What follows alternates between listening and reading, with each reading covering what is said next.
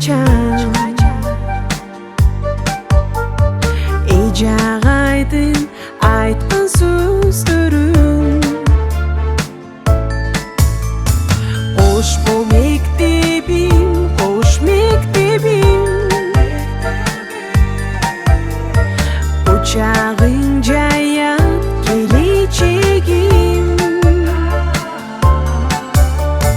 Bir partada отырған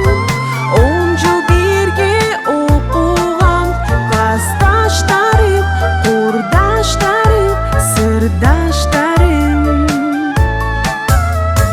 Балалықтан тату сезімім Алтын уян білім бешігім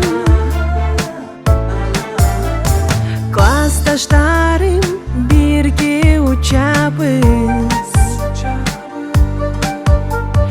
Келешектен açıp eşigim Hoş bu mektebim, hoş mektebim Uçağın jayat geleceğim Bir partada отырған 10 жыл бірге оқыған Классташтарым, құрдаштарым, сырдаштарым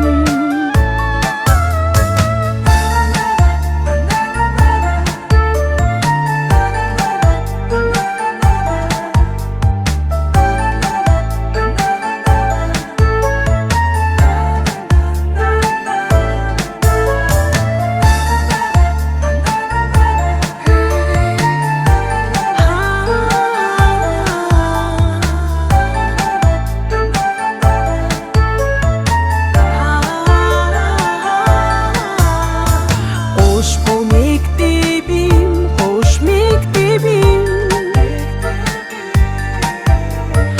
Uçağın